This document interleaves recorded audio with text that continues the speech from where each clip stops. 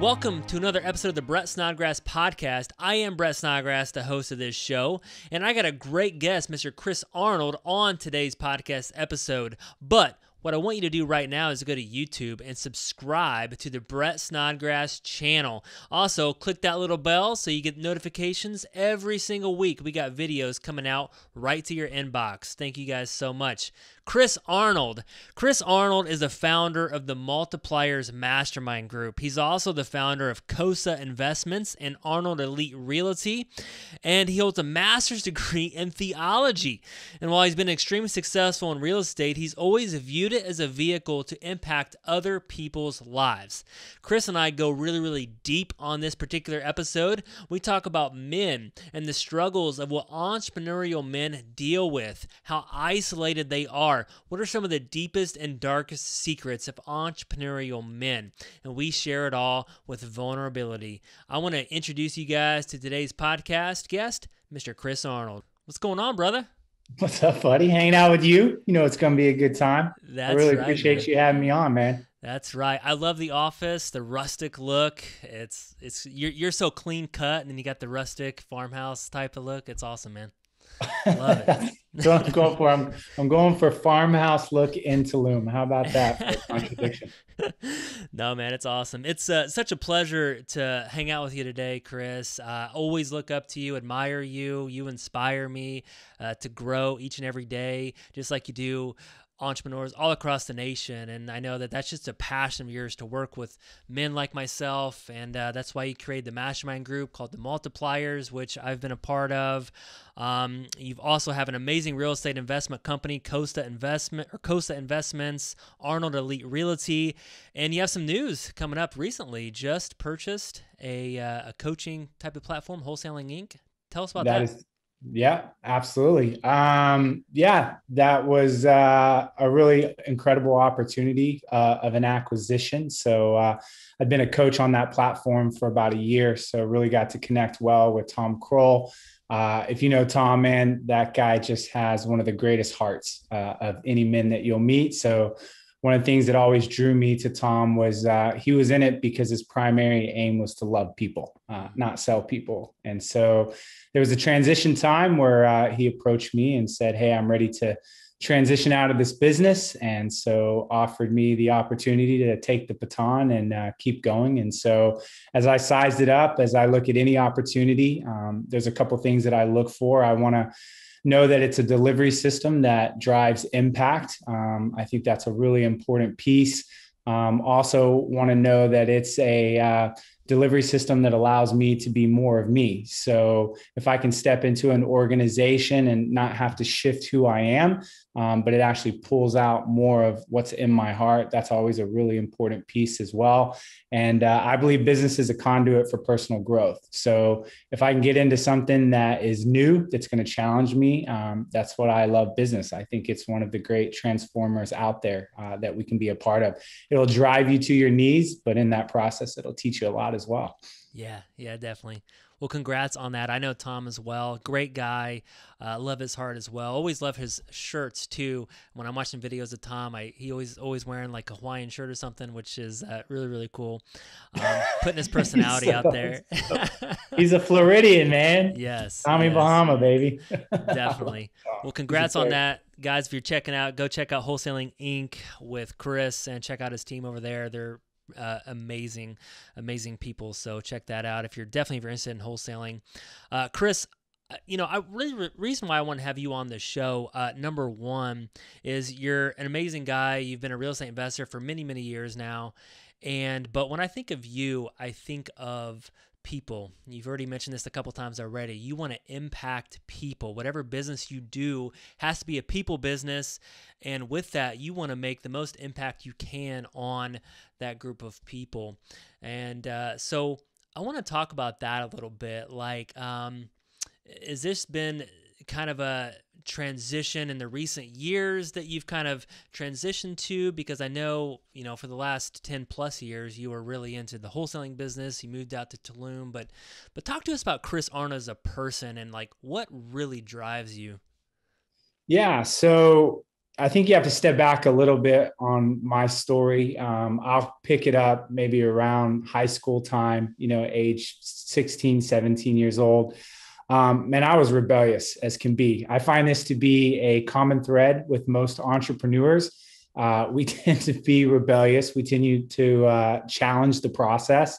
And when we're younger, we really haven't funneled that in the right direction. A lot of times it's funneled in a direction that it shouldn't be. And so I remember age 17, I got arrested with possession of drugs, and I was going to court, and they're like, hey, my attorney was like, we got to send him somewhere, because when he shows back up to court, we need to show some proof that, he's been in some type of rehabilitation process. So my parents, I mean, this is just a crazy story.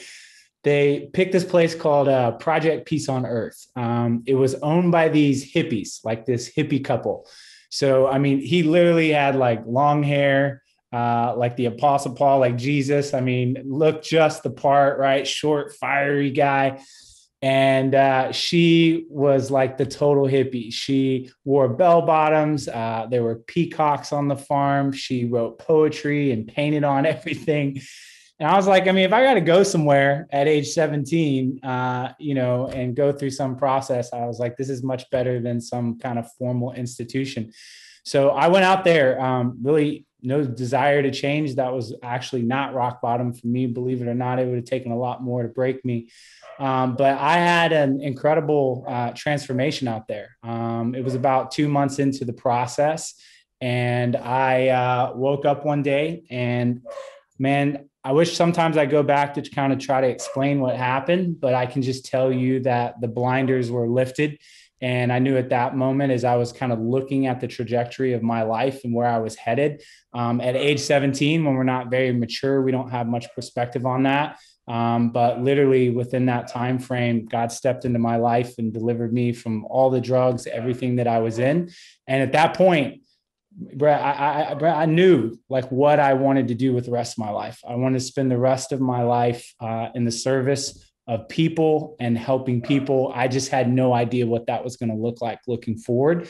And so you asked me a question, did I start out that way? It started as a vision, but it knew it was going to take some time before I could get to a place where I'd built up a business and a platform and really earn the right to speak into people's lives. And I actually put a time frame on it. I said 10 years. I said, I'll put my head down for 10 years. I will use this thing called real estate as a vehicle. It's going to give me freedom of time. It's going to give me freedom of resources. But I got to focus on me. I've got to learn to lead myself. And I've got to really answer the question, do I have what it takes? And I'm going to have a family, and I'm going to need to make sure that that's in place and that's being taken care of. And then I've earned the right to kind of look outside myself. And so I put a 10-year deadline. And honestly, when that 10 years hit, that's when I flipped that switch. And I said, you know what? First 10 years was focused on success. The rest of my life now is going to be focused on significance. I love it. I love it. And which actually was very, very interesting is you hold a master's degree in theology. So you had this radical experience and coming to Jesus moment. And then you went and got a degree in that as well. I mean, that's what I was gonna say. At that point, I didn't know what to do. It's like I was 17 years old, and it's like, well, what should I do? I was like, well, I guess I'll go to Bible school. I mean, that's just like, there's a conventional process that you start with, right? It's kind of like, well, what do you do? I guess I'll go there. I guess I'll go get a master's degree.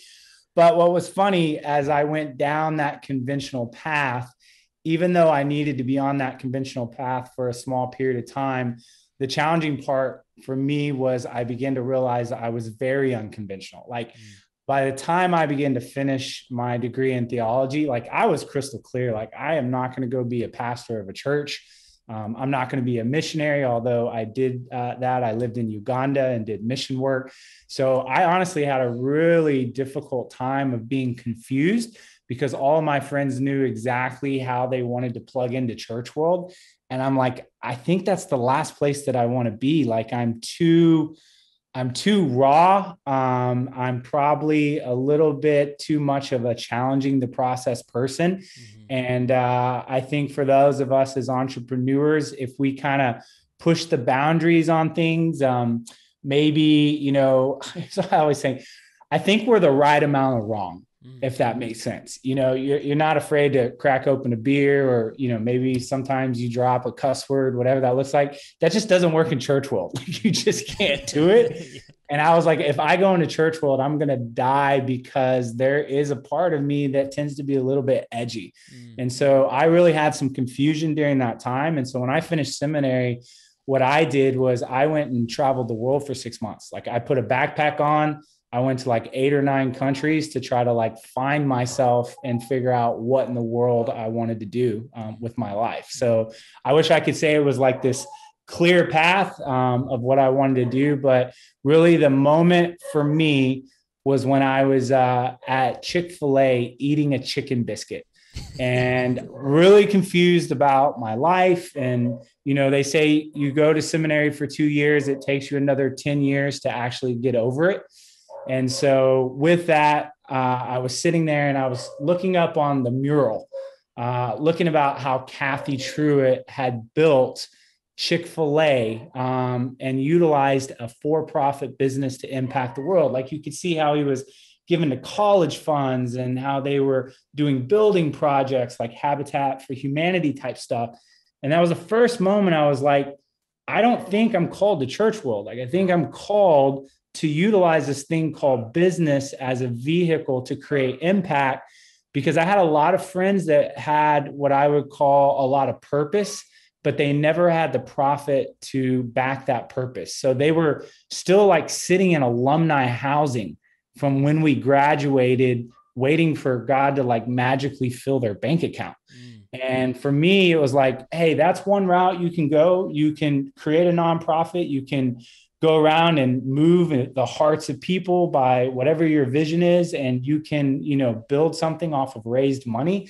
That's just not my personality. I felt like God was saying, I want you to build a for-profit business, and I want you to be able to write the check for whatever it is that I've called you to do. And that was a major shift, literally at Chick-fil-A. Wow. Yeah, it never fails, man. There's so many, God come to Jesus moments at Chick-fil-A. So eating that chicken biscuit, that's awesome. But you're exactly right, Chris. I surround myself. Hey, Brett, let me pause you real quick. Yeah. Can you hear the dog? I happen to be dog sitting, which I never do. Can you hear barking? I can hear it a little bit. Yeah. Is it going to be in the deal? Because so I'm going to move the dog like next door. It might help a little. Yeah, let me go to my friend. I'm so sorry. No, you're all good. I just happen to be dog sitting for my friend in Colombia. I don't like dogs. I don't have dogs, but a few moments later. Sorry about that, brother. No, it's all good, man. It's all good. I get it. Hold on, let me turn this off too real quick. My house is usually so quiet, and then my friend was like, "Can you dog watch for me?" And I'm like, yes, I'll dog watch. And then of course it barks. No, it's all good. It's all good. I moved it next door to my neighbor's house. So. All right. Sounds good. I remember where we left off. We left off on Chick-fil-A. So I'm good. Yeah, I'll pick it up. So, cool.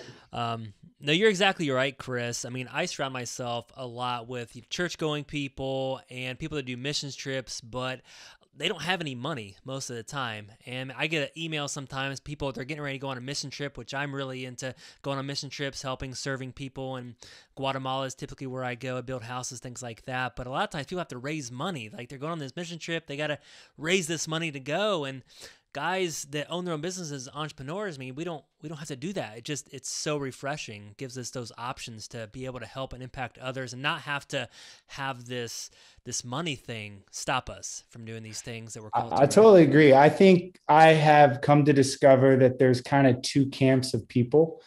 You have entrepreneurs that have profit, but they have no purpose. And I find them to be pretty empty. They tend to kind of lack fulfillment in their life. And then on the other side, I see people that have purpose but no profit. And what I see over there is frustration and discouragement because they have something deep in their heart they want to accomplish. And so I believe that there's power via business to combine both profit and purpose. I think when those two things collide, what you get, to put language to it, is social entrepreneurship. It is the concept of using a for-profit business with a cause base in which you're utilizing and building the business, not so that you can, have more money and buy bigger toys, but you're utilizing that profit and building that business under the understanding that you're building it to create profit, to take it and to do something that you're passionate about with it. And so if you were to ask me, one of the things that I'm really interested in is I want to continue to kind of spread that message and continue to raise up more social entrepreneurs. Because again, on the left side, you got the guys with the Lambos and the Rollies, and they got all the profit, but like there is no purpose in their life. Mm-hmm. And then as you talked about, you have people in church world that they're just so frustrated because they want to go accomplish something, but they don't have any money to be able to do it. And so I think that is the power of business if it's used effectively by combining both profit and purpose together. Yeah, definitely. Well, I want to kind of transition because you talk about social entrepreneurship and using profit and purpose and using them together. And one of the things that you've done is created a mastermind, or you call it a brotherhood, called the Multipliers. And this is a group of men. And you've been doing this for, 3 or 4 years now? And you've really focused on business owners that are men.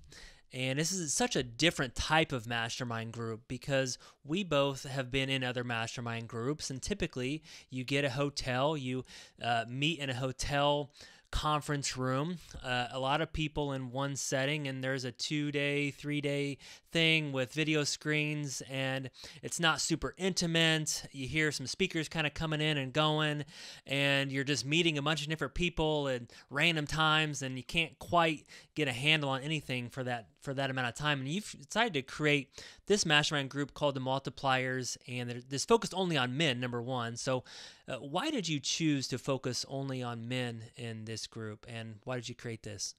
Yeah, absolutely. So if I go back to what I would tell you the root problem that we're solving is it's isolation. So if you look at entrepreneurs, particularly men in general, what happens is as you continue to grow your business, increase your influence, and you continue to kind of move up that elevator of becoming more and more successful, what we find comes with that is further isolation. The reason that is the friends that you grew up with that maybe potentially still working a 9 to 5, they don't really understand what you're facing. And honestly, they're like, what do you have to complain about, right? You own your own business. I mean, I'm the one that still has to come in and swipe a clock every day.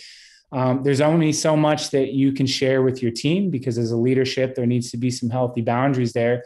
And if you're married, you can't dump everything on your spouse. And if she's not business focused or is not also an entrepreneur, there might also be some disconnection and really trying to understand what you're struggling with. So this is the process that I found that occurs. The higher the leader goes up, the more he begins to isolate, particularly as a man.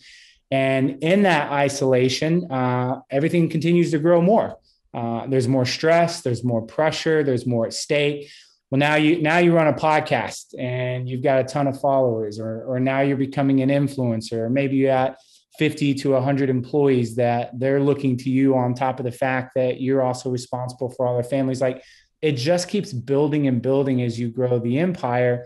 And so in that isolation, when that stress hits, when you don't have anyone to really talk about the hard stuff with, what I find is entrepreneurs then tend to fundamentally medicate. I see a handful of things that are really repetitive. Entrepreneurs kind of tend to be predictable in how they medicate. It's usually drugs and alcohol. It's usually sex, porn addiction, or it kind of gets into life experience, kind of spending money, gambling, that type of stuff as well. Well, the problem is you're isolated. You now have this reputation of being successful. You're sitting over in shame at this point. You don't have anyone you can talk to about it. And you're afraid that, if it comes out, you're going to lose everything that you built. It took you 20 years to build. And so what I find is they kind of put on a mask for about as long as they can and walk around like everything's okay. Brett, you and I know that we've met a lot of these guys. I mean, go to most mastermind conferences. It's amazing how great everybody's business is doing and how everyone's family is so perfect. And we just got back from the idea. I mean, it's such BS. Yeah. Like everyone in that room is in so much pain and everyone is walking around with really 1 or 2 major issues that they're dealing with. but we don't create an environment as men to really be vulnerable. We're kind of chest beating type guys, ego driven. And so when we walk into certain rooms, what those rooms tend to do is they advocate the idea that we're measuring ourselves simply by how much revenue we make, how much net profit, like how big our business is and so forth. And so if that's the true measure of a man within that type of setting, then I don't feel comfortable to even think about dropping my pants and talk about what's going on. So with the entrepreneur, at some point that mask breaks and everything comes out. Let's say it's an adulterous relationship, and then all of a sudden everybody knows. And what I have found is I've seen guys literally within, a week to 2 weeks of everything coming out, they lose their reputation. They start to lose their net worth. They start to lose really the legacy that they were. I mean, it costs them everything. And there's a statistic that shows that 2 out of every 3 leaders will actually fail to finish the race. I'm not okay with that statistic. If we're going back to the fact that leadership changes the world, if we're going back to the concept of social entrepreneurship, that if you put the right person in place that has profit and purpose, and they're solving problems that exist in the world that the government's not going to solve, that is an incredible thing if it's working. But if every 2 out of 3 of these men are getting disqualified either because of a moral misstep or because they burn themselves out, then I sit back and I go, how many problems in the world are not being solved simply because men don't have a safe environment to come in to connect with other entrepreneurs that understand what they're dealing with and have a place that they feel safe, that can be vulnerable and get the help they need before the entire empire they built implodes. Yeah. And so that's why for us, if you ask, there's a massive ROI on that.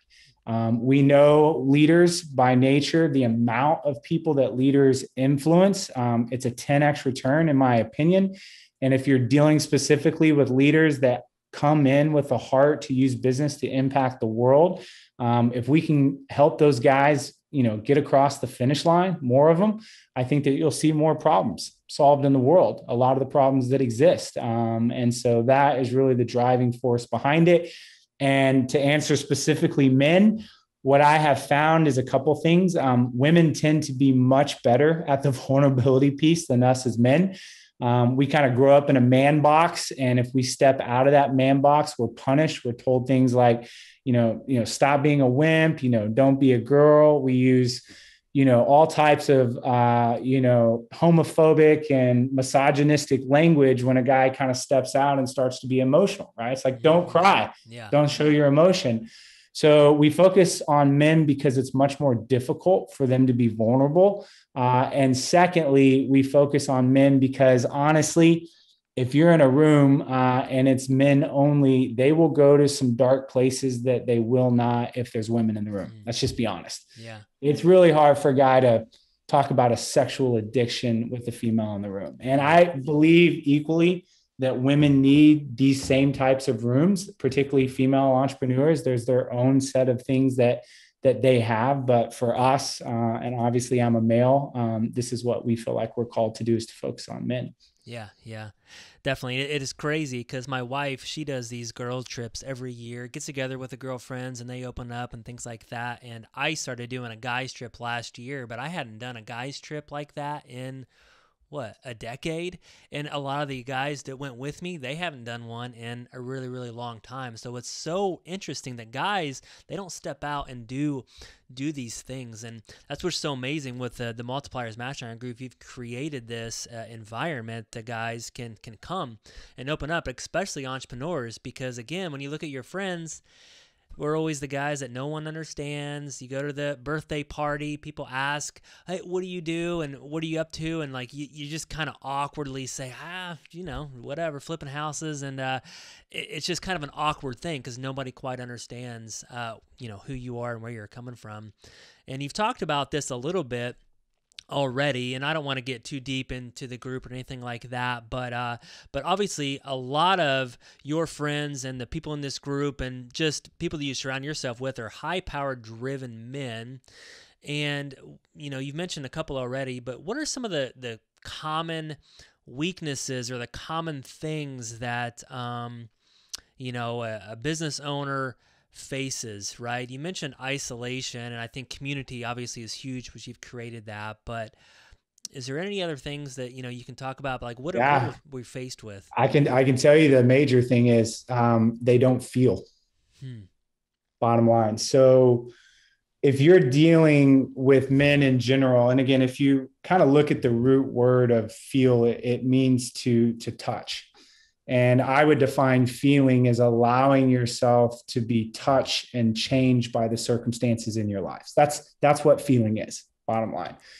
Well, if you have a lot of men that have been taught to suppress emotion and feeling, what that means is as circumstances and tragedy and crisis and whatever is coming down their lives, they're doing everything to keep that at bay and not to actually feel or be touched by that. The problem is you get a stoic man at the end. And I love what Kevin Wheeler, Kevin, he's been a mentor to us and a part of Multipliers Brotherhood. He's like, it's like holding a beach ball underwater. I mean, you can do it for a while, but at some point it's going to pop up. And so what we really try to focus on with men is to get them to begin to understand the value of what it means to feel. And if you don't think that's important, go around and talk to the spouse and the kids of an entrepreneur that is just feeling like lacks any feelings whatsoever. Yeah. Like I'm telling you that those kids don't feel love. That wife doesn't feel love. And so there's a major cost that's happening with men. I mean, even as a leader, if you're an emotionless leader that is so task oriented, so business oriented, that you really show no sense of personal vulnerability, or you don't have the ability to be empathetic and emotionally connect with the people that you lead, I'm sorry, you're not going to lead for long. I mean, you might lead for long, but you're just going to have massive turnover. You'll never build a long-standing team. So I would tell you one of the main things and one of the biggest challenges we see is we try to really get men to value emotion and to embrace how important it is to feel, because we've been raised to really not trust feelings and to think that there's really any value in them. Yeah. It's like we do everything we can to bypass, suppress emotion because we think it's just something that's going to get in our way. Like, I don't have time for that. I don't have time to feel for that. Right. And you just keep hard charging forward. And man, that's going to come at a major cost for you at some point. Yeah, it's funny how men, we're always just trying to hold back, right? Like the older I get, and I got kids now, and I start to feel a lot more, even watching a movie sometimes, I'm always trying to hold back my emotions, or if I'm talking to my wife and we're having a really intimate, serious conversation, and I'm always trying to hold myself back. Don't feel, don't let it out, right? And it's funny because it seems like we're all trying to numb ourselves. And if we start to go a little bit farther down this emotion, this feeling, we try to do something to numb it, right? And that's where the medication comes in, that maybe the alcohol, the drugs, workaholicism or whatever, we've all struggled with that. We're just trying to numb and get control. Would you agree with that, Chris? Absolutely. 100%. And that's why you see a lot of the common behaviors that are coming out. And here's the reality, facing shame, particularly, again, a lot of this times we make mistakes as men. Men tend to have some dark secrets. I think we've all done some things that we're, not proud of. And so, having to actually face that shame is a very difficult journey. Like, that is painful. But a leader that's not willing to really look deeply at his stuff is just not going to last for long. And I don't think that men will face shame on their own. Only when they find themselves in a community and they begin to realize that, I'm not the only one that struggles with this. You mean like everyone else here for the most part is pretty effed up? When there comes that commonality of understanding, like, it's not just me. And I mean, this is true with anything that struggles in the world, whether it's people that have particular health issues or different things that are wrong. There's always that sense of isolation. Like, I'm the only one in the world struggling with this. But what we find time and again is when you put people together that have a common struggle. And all of a sudden you remove this idea that I'm the only one, there's something wrong with me, nobody else deals with this. There becomes a lot of power in that healing, because it's like, it's okay that I talk about these things, because it's not just me, it's all these other guys that feel the same way. And that's when the floodgates open. And, you've been to our events. I mean, it happens the same way every year. There's always two things that I observe. Number one, all it does is it takes for the first guy to go first and go open kimono. Mm-hmm. The first guy that's willing to drop in his heart, drop that bomb of whatever, he's going through, whether it be a divorce or something that's happened. I mean, you see what happens in the men that are around that, because that is a level of courage that is far greater than the courage that it takes to do a big business deal. Mm-hmm. Or to buy a company. Like, we stand in awe of people that are willing to be public vulnerably. Yeah. And all of a sudden from there, that person leads the group. They've set the tone. And I'm telling you, you sit back, and then the next guy grabs the mic, and then boom, he's in tears. And then the next, and it just all starts coming out. And I have been really fascinated by a concept we have in Multipliers every year. We do what's called a MVP award, right? Your most valuable player. Mm-hmm. And it's voted on not by us as staff, but it's actually voted on by everyone that's at the event in the community. So literally, we just pass out a piece of paper, we put a bowl up front, and we just simply say, we put no standard on it. We just say, whoever you think was the most valuable player this year, write their name. Mm-hmm. We don't say how that person was valuable. We don't pigeonhole it. All we say is who's most valuable.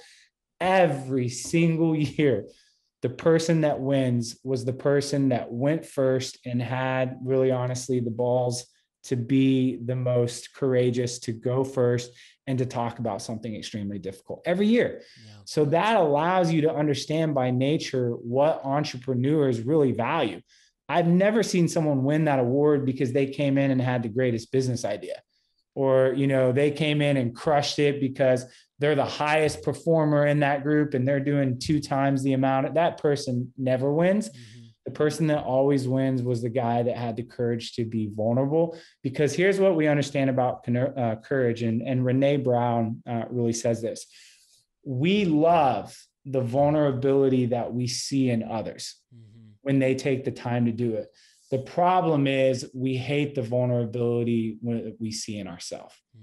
And it's a really difficult dichotomy that you have to wrestle with, of why am I so encouraged and inspired by someone that shared vulnerability, but when it comes to me and I share, I get this feeling of shame and it's not the same. And you really have to bypass that misconception about how you feel about expressing your own vulnerability. That's what keeps people from moving forward with it. Yeah, definitely.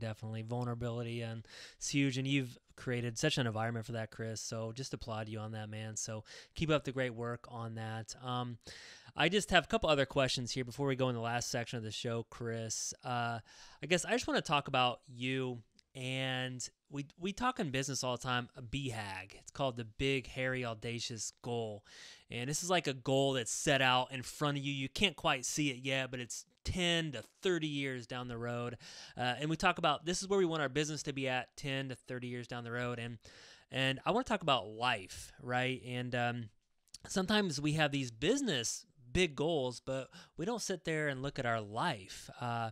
So, I was talking to you before the show, is just your BHAG in your life. So if you could picture your life 30 years from now, you'd be 70 years old, 70 something. And so picture your life and just looking back over the last many, many years. And what is like a goal, like a big thing that you want to accomplish, that you want to look back at your life and you're like, wow, this was amazing. I lived an amazing life. Talk about that. I would say it's twofold. The first one, I really do believe this is a big, hairy, audacious goal because it doesn't happen. I honestly want to look back at age 70 and just know that I walked a consistent walk. If you look at someone like Billy Graham, Mother Teresa, there is something that's so powerful about the moral authority that they build because when you look upon their life overall, they're for the most part blameless. They never really stepped into something, not that they didn't make mistakes, but really cost them everything. And I happen to have grown up with a really great father that, for me, modeled integrity and character at a consistent level that I still, to this day, I don't think I've really ever seen in a lot of other men. And honestly, for me, when it comes to, being married and, at some point having kids and all those type of things, my initial internal big, hairy, audacious goal was the fact that people looked at my life and said, that guy walked the walk. He just walked the walk. He didn't veer off into right field. He didn't do something that, literally cost him his reputation that he's going to have to carry with his life. I really hope to be that guy that, led by example and led well. And I really believe that's a big, hairy, audacious goal, because I don't think that most people get there. And honestly, that goal is also under my greatest fear. And if you were to ask me what my greatest fear is based upon my background, which I tend to be excessive and impulsive, is that I'm just going to be another statistic, that I'm going to, at some point, make a decision that costs me everything that I've built. And I'm going to lose the respect and the platform that I've earned. At the top of the show, you said, hey, Chris, I've gotten to know you and I admire you. I hear that. But my greatest fear is that I would do some behavioral decision that would cost me that. Yeah. So part of my big, hairy, audacious goal, I think, is also driven by one of my greatest fears, and that I do something that costs me everything. Second to that, in the sense of just as a whole, for me, it's about impacting as many people's lives through business as possible. I wish I could tell you, like, we just bought our first company. I was talking with my COO the other day. I don't think I'll ever launch a company again from scratch. I think we will continue to do roll-up acquisition and continue to grow. But honestly, if I look at a couple people that really model for me, like my BHAG, someone like that would be like Blake McCoskey with Tom's Shoes, right? Blake McCoskey comes in, sees a massive global problem. Kids can't go to school because they don't have shoes. And he comes in and he takes that business and he builds it to an unbelievable level. And if you know anything about his story and what he's done, it was cool to see that by the time he began to get to the end of that business before he sold it, his position was chief shoe giver. So fundamentally, like, he was just going on the trips in which they were giving shoes to kids. And so for me, my big, hairy, audacious goal is to really continue to roll up acquisition to a place of building a really substantial amount of wealth. And again, how much is that? It's an easy question for me to answer. The amount is whatever God needs me to have in order to do what he's called me to do. That's my number. I don't know how much that is. I don't know if that's, 25 million. I don't know if that's $1 billion. I don't know, but I really do have this desire and heart to get to a place to where we are utilizing that level of funds. And I want to solve a major global problem via business. And at 41, I don't know what it is yet. And you and I were talking at the top of the hour. One of the reasons that I want to spend a lot of time traveling around the world, and I'm not talking about going to France and, Italy, but really I want to expose myself to some of the problems that exist in the world that I'm not going to see or find sitting at my desk. I just not. And so my big, hairy, audacious goal is to build a massive company that ends up days solving some great global problem, just like Blake McCoskey did with Tom's Shoes. That's amazing. That's awesome. And before the show, you did talk about that traveling. So one of your passions is traveling. I love seeing different cultures, just getting out of America, seeing how other people live. I just got back from Guatemala a couple of weeks ago, and just always fascinates me by how people live in some of these other countries, especially third world types of countries. But you're getting ready to meet with an extreme group of travelers, and these people have traveled to every country. So talk to us about that a little bit. Like, this is also a passion of yours as well, but it also has a mission behind it. But so talk to us about that. Yeah.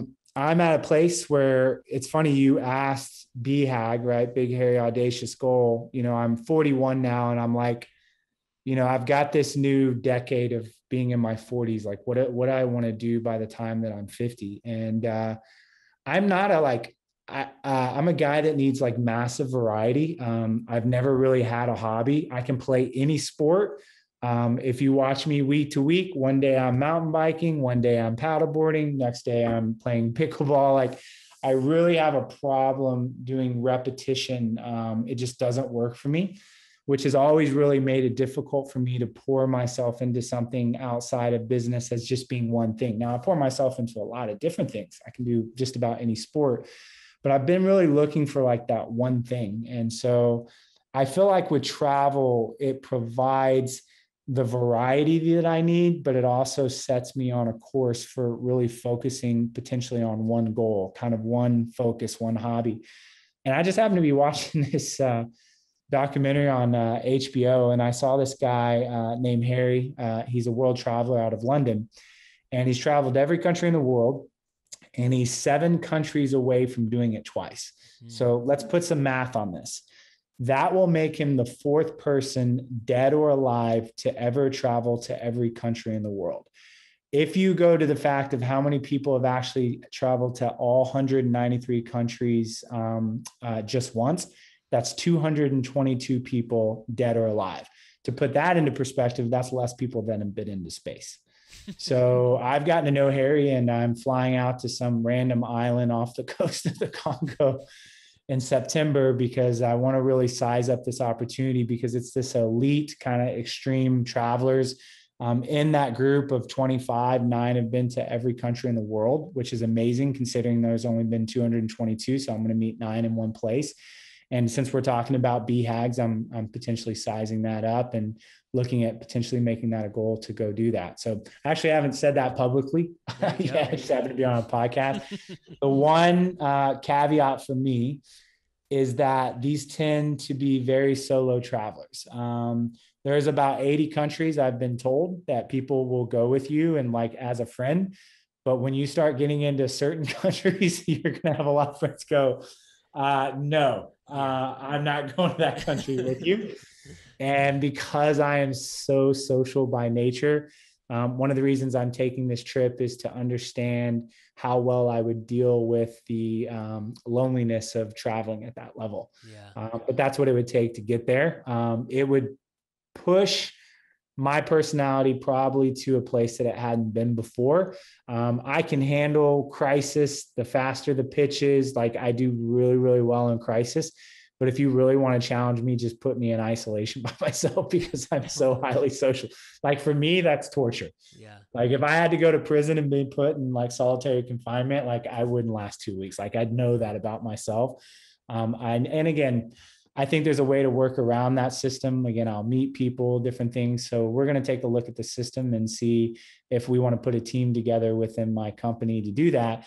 But again, my goal in doing that would not only to be have something to pour myself into outside of business, but secondly, that would be the way for me to go discover maybe what global problem it is that we want to solve. So it kind of all goes hand in hand. Like you're catching me at a time where like I'm starting to maybe see some of these dots connect for me. Yeah. You know what I'm saying? Like I'm right. Like you just happen to have me publicly sharing something that I haven't really fully come to fruition yet, but it's like things are starting to align for me around that. Well, just thanks for opening up about that. Again, it's just all about opening up and just some of that vulnerability. And I really admire that we don't all have it all figured out, right? And you're exploring some of these different things that you haven't done yet. And maybe you will do that, maybe you won't. But God's bringing you to a place. And I think we're always trying to see, what He's called us to. And we never quite make it. Right? I mean, we never quite arrive at this place where like, oh my gosh, I have it all together, all figured out. It's always a journey. Wouldn't you agree? 100%. Yeah. Sounds good. It's like headlights on a car. You go as far as you can see, and then you can see just a little bit further. Yeah. And then it's rinse, repeat that model again and again. Awesome. Well, thanks so much, Chris. Guys, if you're tuning in, this is Chris Arnold. Make sure you check out Chris's platform, Wholesaling Inc., and the Multipliers Brotherhood. Check that out as well. Chris, I always like to end every show with a little fun. This is called the People Game.